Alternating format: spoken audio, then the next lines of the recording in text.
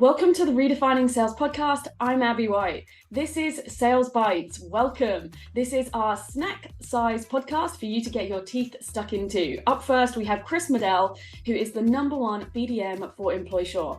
And his structure and disciplined approach to sales is one of the most impressive I have ever seen in my career. If you enjoy this episode, you're welcome to go back and listen to the full interview with Chris further back in our podcast history. So without further ado, let me introduce Chris Muddell. Everyone's got a reason as to why salespeople fail. It's maths and science. First principles thinking, physics backed. So what does that mean? Salespeople don't sell because they live in their imagination or their memory sets. So the reason they don't follow up is because they think that someone doesn't want to hear from them, or the reason they haven't closed the deal, or they haven't proceeded to do the right thing in terms of getting the client on board or giving the confidence and trust that the person's willing to engage with you is most of us are living in our imaginations or memories as opposed to the present moment. So I just wanted to highlight that before I gave my answer. So what the hell does that mean?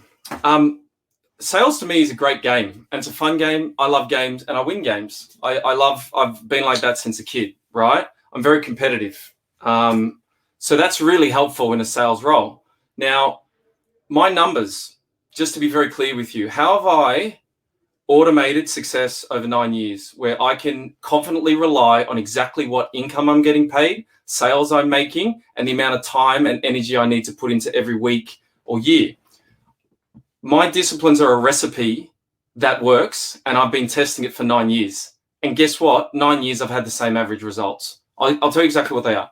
So on average, I've engaged between 150 and 200 new business clients every year, and on average between $3 and $4 million of new business revenue every year. So keep that in mind. July 1 in our company, everything resets to zero. Chris Muddell, go get another $3 to $4 million. So I'm not an account manager. I'm not it's just you go back out there and go get some more amazing clients through your own resources. Great.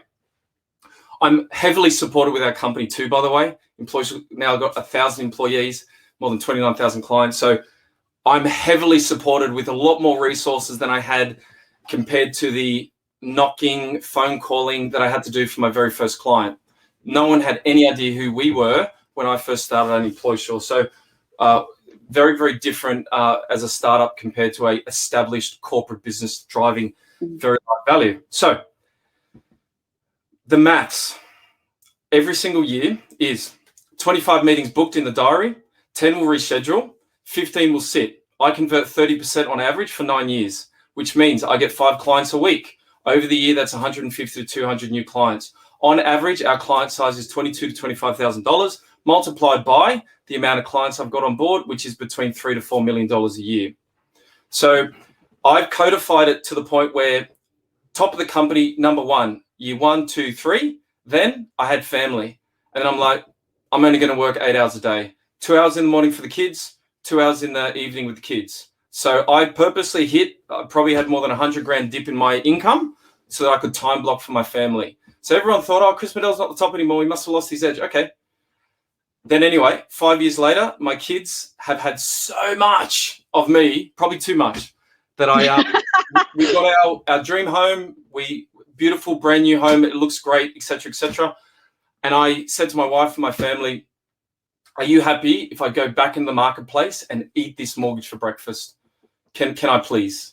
So they said yes. And I said, for me to be #1 and to earn X amount of dollars, pretty much double my old income, I would need to either have the morning back or the evening back. So there'll be a morning that you're not going to see daddy or an evening that you're not going to see daddy. That's commitment. That's a huge commitment. And I'm consciously aware of every minute I'm not spending with my kids, by the way. They said, morning, you're a bit grouchy, Dad. You're sort of in two minds. We don't need you in the morning, but we love the bedtime routine, playing chess with you, homework. We love all that stuff. So if we don't see you in the mornings, and so I made a pact with my family at the start of 12 months ago to say, I'm going to get to the top, which I did. I got back to the top. I'm going to have a wildly increased income. Thankfully, working in sales, that's possible. And then I said, I'm going to share my riches with everyone, which means my partners, my managers, my family, everyone gets a share.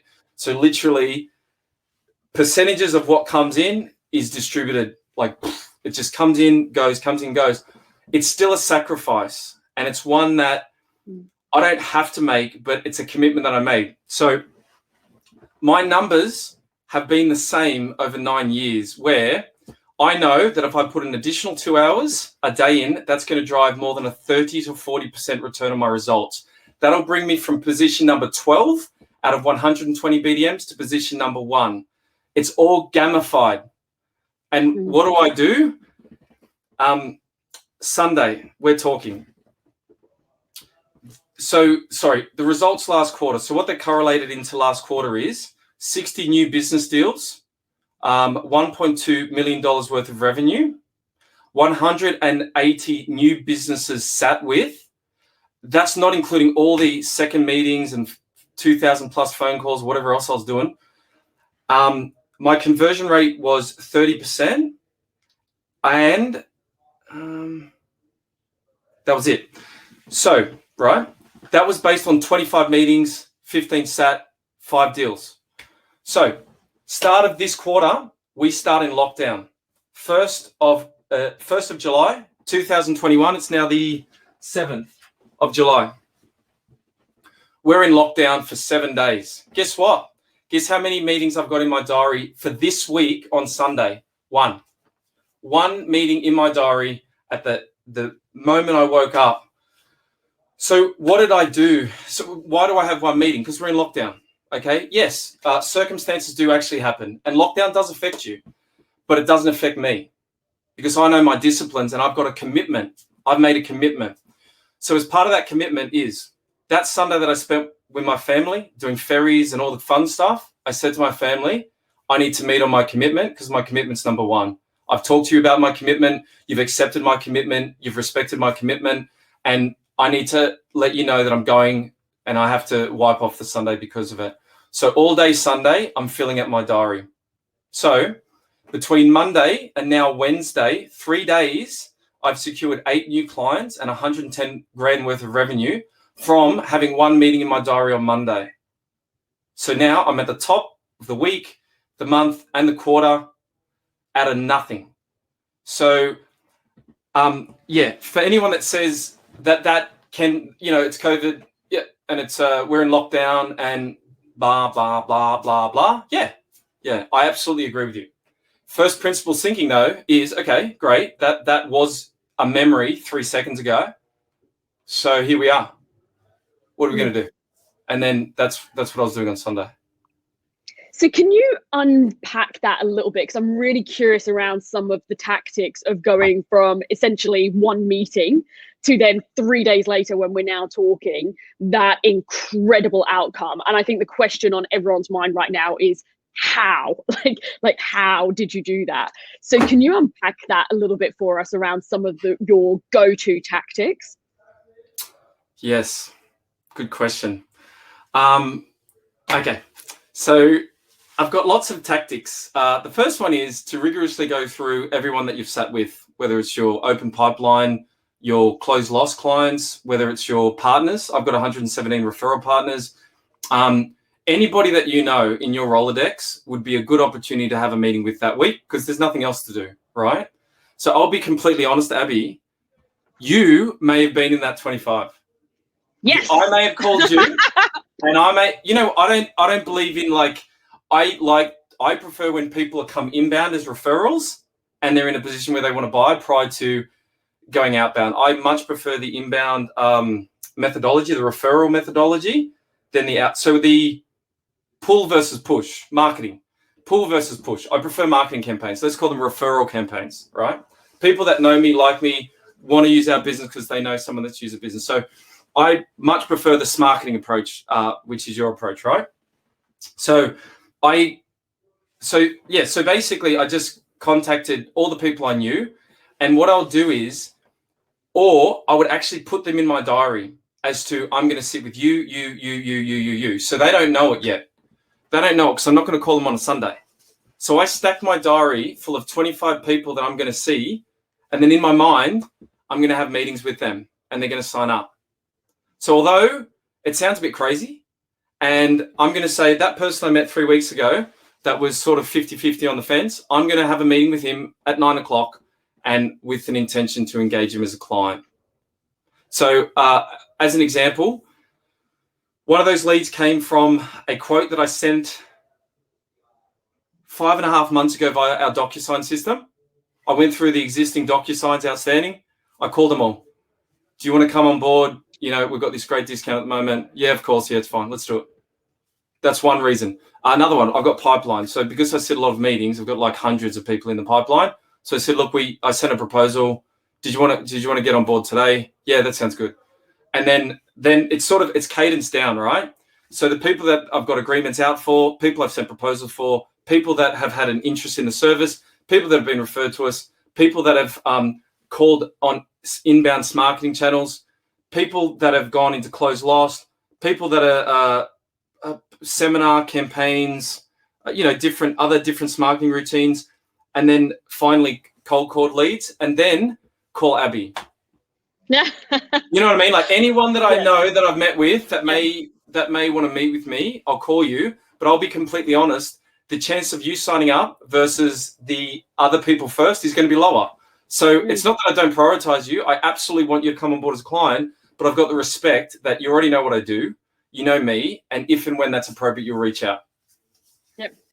I love the discipline behind that, because what we actually find in our business is common sense isn't common practice. And when we're speaking to salespeople, one of the most low-hanging fruits that we typically find is that people aren't following up. Or like you said, there's the story in your head that they're just not interested. They just didn't seem to get it, or whatever it might be. And so the discipline that you have to go back through the referral partners, the prospect list, the outstanding quotes and so on, it really is that rigorous in what you're doing. And I do genuinely believe that whilst it might seem obvious, it's the exception to the rule. We really don't see it. And I'll give you another example, if you wouldn't mind. The quarter before last, I broke a company record. So there was a certain bonus structure and I jumped right over the boundary. So usually they put this stupid ass bonus level that no one can get. I'm like, not only am I going to get it, but I'm just going to jump. I'm going to do a 6. So I had a goal to do it, but I was 8 behind basically breaking this thing the day prior to, not last quarter, but the quarter before. So on 24 hours prior to the quarter end, I sent 20 proposals with updated pricing, discounted rates before 7 a.m. to people that I'd met with. I made probably 100 calls before 12 o'clock. I did I did a combo prospecting closing campaign, never seen before. And I got 8 clients in that 24 hours on the last day of the quarter from nothing. So obviously I've met with them. They're in our pipeline. They showed interest. We left it on good terms. So I didn't hard sell them, and I'm not that guy. If anything, people are saying, oh, Chris didn't follow up well enough, or Chris didn't really push me into the decision. That's the feedback I get, more so than, whoa, I don't want to hear from that guy again. So I believe I've got a little bit of leeway to be a bit closey when I need to. Okay. Because in terms of what I've given them so far, I've given them industry-specific value. I've given them advice appropriate to their goals. I've provided a solution that they want at a pricing structure that they're not scared about. I've then clearly articulated exactly how to make sense of the price so they can make the confidence to engage our services. Then I politely ask, when would you like me to follow up? And we put that date in the diary. So I've trying to be as respectful as I can in all interactions that I have. So sometimes if I called them up and I said, look, I'm at quarter end, there's a discount for the company. It would mean the world if I could provide a better rate for you and help you with that thing we talked about a couple of months ago. In other words, I'm sort of asking a favor. And then a lot of the time it works. I hope you enjoyed that conversation with Chris. Don't forget to hit subscribe so that you don't miss any of our future upcoming episodes. And before you leave us, quick announcement for you. Rev Up doors are now open. This is our members only community for high performance sales, where we bring you leading experts to deliver live masterclasses for you and your team and an opportunity to collaborate. So check out the show notes. There's a link in there for RevUp so that you can check out all the details and all of our amazing experts. And you can also use promo code podcast so that you can also get 10% off your first month.